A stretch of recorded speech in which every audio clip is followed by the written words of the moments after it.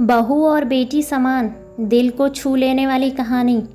माँ, मैं बहुत थक गई हूँ घर संभालते संभालते। मेरी थकान किसी को नज़र नहीं आती। कुछ दिन आराम करना चाहती हूँ।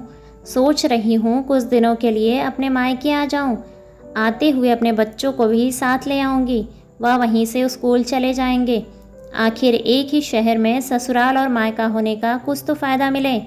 नम्रता ने फ़ोन पर अपनी माँ से कहा। पार्वती जी ने दूसरी तरफ से कहा, हाँ बेटा, जब तेरी इच्छा हो आ जाना। आखिर ये तेरा भी तो घर है। ठीक है माँ, तो मैं कल आ जाऊंगी। नम्रता खुशी से बोली। हाँ बेटा, कल आ जाओ, मैं तुम्हारा इंतज़ार करूंगी। अभी मैं फ़ोन रखती हूँ, मुझे मंदिर भी जाना है। पार्वती जी ने फ़ोन रख दिया और सीधे किचन में गई। किचन में खाना बना रही बहू से बोली, अरे अनुपमा, सुनो, कल तुम्हारी नंद आ रही है। आज बाजार जाकर फल सब्जी और मिठाइयाँ लेकर आना। बेचारी मेरी बेटी ससुराल में नौकरों की तरह काम करती है और उस पर कोई ध्यान भी नहीं देता। यहाँ आएगी, कुछ दिन रहेगी तो उसका मन और तबीयत दोनों अच्छा रहेगा। सास के मुंह से ऐसी बातें सुनकर अनुपमा का चेहरा उतर गया। वह मन ही मन सोचने लगी, काश आपको मेरी थकावट भी नज़र आती। मैं भी दिन रात झाड़ू पोछा, बर्तन, खाना बनाना, मार्केट जाना और वह हर काम करती हूँ जिससे हमारे परिवार वालों को कोई दिक्कत ना हो। काश आप मुझ पर भी ध्यान दे पाती। आपकी बेटी का जब मन करता है तब यहाँ आ जाती है, लेकिन मैं साल में एक बार ही अपने माँ के पास जाती हूँ, तब भी आपको प्रॉब्लम होती है। मैं भी इंसान हूँ, मेरा भी मन है। मुझे भी लगता है अपने माँ के पास जाकर थोड़ा आराम करूँ, सुख दुख की दो चार बातें करूँ, अपना मन हल्का करूँ। भगवान, अब तुम ही कुछ करो ताकि मेरी सास की आंखें खुले और उन्हें मेरी थकावट भी नज़र आए। शाम तक भगवान ने जैसे अनुपमा की सुन ली। उसकी नंद का फ़ोन आया। नंद ने अपनी माँ से कहा उसकी सास उसे मायके आने के लिए मना कर दी, इसलिए इस बार वह नहीं आ सकती।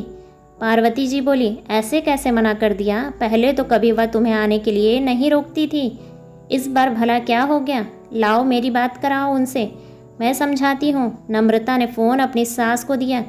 पार्वती जी ने कहा, नमस्कार समधन जी, आपसे कुछ कहना था।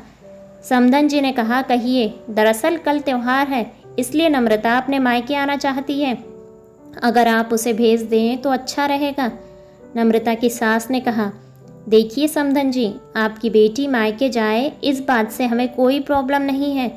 कुछ दिनों पहले मैं अपने रिश्तेदार के यहाँ शादी में गई थी। वहाँ आपकी बहू अनुपमा की माँ से मिलने का मौका मिला। उनसे गपशप करने के दौरान उनकी बातों से पता चला कि अनुपमा को साल में एक ही बार अपने मायके जाने को मिलता है, और वह भी बहुत कम समय के लिए। मुझे लगता है आपको पहले अनुपमा को उसके मायके भेज देना चाहिए, और वह जब मायके होकर आ जाएगी तो नम्रता को आपके पास भेज दूंगी। एक बहुत ज़रूरी बात जो मुझे लगता है आपको भी समझ लेना चाहिए कि आपको अपनी बहू को बेटी की तरह या बेटी से भी ज़्यादा प्यार देना चाहिए। उसे भी मायके जाने की इच्छा होती होगी। हो सकता है नम्रता के वहाँ आने से उसकी आवभगत करने के लिए आप उसे मायके नहीं भेजती होंगी, या फिर वह आपसे कुछ कहने से अभी डरती हो। अगर आप उसको घर में कैद रखेंगी तो एक दिन ऐसा आएगा जब वह आपके खिलाफ बोलने लगेगी। फिर वह आपकी सुनेगी भी नहीं और जब चाहे तब अपने मायके जाएगी। ऐसी परिस्थिति आए, इससे अच्छा है कि आप ही कुछ बदलाव करें जिससे आपका रिश्ता और रिश्ते की मिठास खराब ना हो। पार्वती को अपने समधन के हर एक शब्द में सच्चाई नजर आई। उन्हें महसूस हुआ कि उन्होंने अपनी बेटी के प्यार में अंधे होकर कभी भी अपने बहू के मन का विचार नहीं किया। उन्होंने हमेशा ही अपनी बेटी को अपने बहू से ऊपर रखा। दूसरी तरफ नम्रता भी अपने भाभी के बारे में हो रही इस बातचीत को सुन रही थी। उसे भी एहसास हुआ कि वह कभी भी अपनी भाभी के साथ ठीक से बात नहीं करती थी, और जब जब वह अपने मायके जाती तो भाभी थोड़ा उदास रहती। पार्वती जी ने अपने बहू को बुलाया और उसे कहा कि अनुपमा कुछ दिनों के लिए नम्रता नहीं आने वाली है, इसलिए पहले तुम अपने मायके होकर आओ। यह सुनते ही अनुपमा का चेहरा खिल गया, क्योंकि यह पहली बार था जब उसकी सास ने सामने से उसे अपने मायके जाने के लिए कहा था।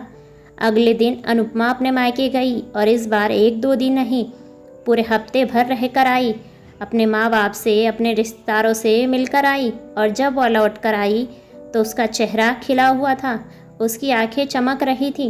अनुपमा के आने के बाद नम्रता भी अपने मायके आई और इस बार वो खुद सामने से आकर अपनी भाभी से खुशी खुशी मिली और अच्छे से बात की। नम्रता ने अपनी माँ से बात करके उन्हें भी अच्छे से समझने में मदद की। वह कहीं न कहीं अनुपमा के साथ गलत व्यवहार कर रही थी। दूसरी तरफ अनुपमा अपने ससुराल वाले के बदले रवैये से बहुत खुश थी। अब वह खुशी खुशी सबका ध्यान रखती थी और हर काम प्यार से करती। वह ध्यान रखती कि कोई भी ऐसी बात या काम ना करे जिससे घर में तनाव का माहौल पैदा हो। पार्वती जी अपने बहू को खुद ही समय समय पर मायके भेज दिया करती। एक छोटे से बदलाव ने सास बहू और भाभी नंद के रिश्ते की कड़वाहट को दूर कर दिया और रिश्ते को और भी ज़्यादा मीठा और मजबूत कर दिया। आशा करते हैं कि आपको ये कहानी पसंद आई होगी। अगर कहानी पसंद आई है तो वीडियो को लाइक और चैनल को सब्सक्राइब करें और अपने विचार कमेंट्स बॉक्स में कमेंट्स करके हमें ज़रूर बताएं। धन्यवाद।